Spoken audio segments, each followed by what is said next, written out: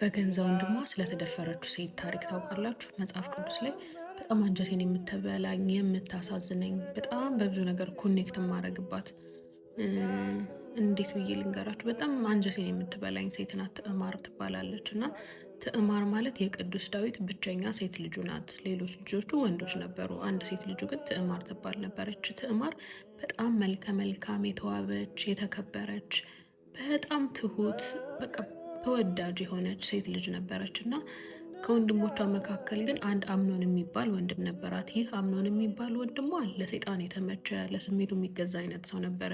በዚህም ምክንያት በእሷ ፍቅር ወይም በህታዊ ፍቅር ሳይሆን በሰይጣናዊ ፍቅር መሰቃየት ይጀምራል። እሷን ወዶ ወይም ደግሞ እሷን በመፈለግ በመመኘት ስሜት በጣም ይሰቃያል እና እስከ ህመም ደረጃ ነበረ የሚሰማው ህመም ይሰማው ነበረ በፍቅሯ በመሰቃየቱ ምክንያት በገንዛ እህቱ ማለት ነው። ኢማጅን እና ይህንን ያየ የተረዳ አንድ ወዳጅ ነኝ ባይ ቀርቦ ይጠይቀዋል። ምን ሆነ ነው? በጣም ልክ አይደለህም፣ በጣም ሰውነትም በጣም እየቀነሰ ነው፣ ምንድን ነው የሆንከው ብሎ ሲጠይቀው ይነግረዋል። እህቴን እየተመኘኋት ነው፣ ልክ ባልሆነ ስሜት የተመኘኋት ነው ብሎ ሲነግረው ታዲያ ይሄ እኮ መፍትሄ አለው ብሎ መፍትሄ ያለውን ሀሳብ ያቀርብለታል ማለት ነው። ይህንንም ምክር ይሰማና አምኖን ቅዱስ ዳዊትን ይጠራና አባቴ አሞኛል እና ትዕማር መታ እንድታበስልልኝ ትንከባከበኝ እፈልጋለሁኝ ይለዋል። ቅዱስ ዳዊትም ሄድና ትዕማርን ወንድምሽ ታሟል፣ ሂጂና ተንከባከቢው ይላታል። እሷም አባቷ ያላትን ትዕዛዙን ትቀበልና ትሄድና አምኖንም መንከባከብ ትጀምራለች። አገልጋዮቿን ይዛ ሄዳ ማለት ነው። ከዛ እየተንከባከበች እያበሰለችለት እያለ ይጠራትና ሁሉንም አስወጪ ይላታል። ብቻችንን እኔና አንቺ ስንቀር ይላታል። ሁሉንም ታስወጣለች። ካስወጣቻቸው በኋላ ሊያስነውራት ይሞክራል። በዛ ሰዓት ትዕማር እባክህን ወንድሜ፣ ይሄ በእግዚአብሔር ዘንድ የተዋረደ ነገር ነው፣ እባክህን እኔም አንተም እንዋረዳለን፣ ተው ትላለች፣ ትለምነዋለች። አልሰማትም፣ አስነወራት። ወይም ደግሞ በእኛ ቋንቋ ደፈራት ማለት ነው። የገንዛ በወንድሟ ተደፈረች። ከደፈራት በኋላ ሰከንድ አልቆየም። ወዲያውኑ አገልጋዮቹን ጠርቶ እችን የረከሰች የተዋረደች ሴት አስወጡልኝ አለ። ለአይኑ አስጠላችሁ፣ አይኗን ማየት አልፈለገም። በጣም አስጠላችሁ፣ አስወጣት። ትዕማር እያለቀሰች ቀሚሷን ቀዳ ወጣች። አሁን ላይ ብዙ ጊዜ ሴቶች ያው ፋሽን ነው እያለን ፓሪ ነው እያለን ቀሚሳችንን ቀደን ወይም የተቀደደ ልብስ ነው ለብሰን የምንዘንጠው። ግን በታሪክም በመጽሐፍ ቅዱስም ስናይ ሴት ልጅ የተቀደደ ቀሚስ የምትለብሰው ተነውሬያለሁኝ፣ ክብሬን አጥቻለሁኝ፣ ተዋርጃለሁ የሚለውን ለማሳየት ነው። ኤንዌይስ ቀሚሷን ቀደደች፣ አዘነች፣ እያለቀሰች ወጣች። ቅዱስ ዳዊት የተፈጠረውን ነገር ሰማ፣ አዘነ፣ አለቀሰ። ግን ምንም አላለም።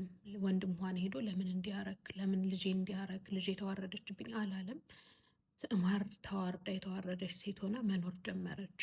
ይህንን የሰማ ሌላኛው ወንድሟ አቤሴሎም መጣ።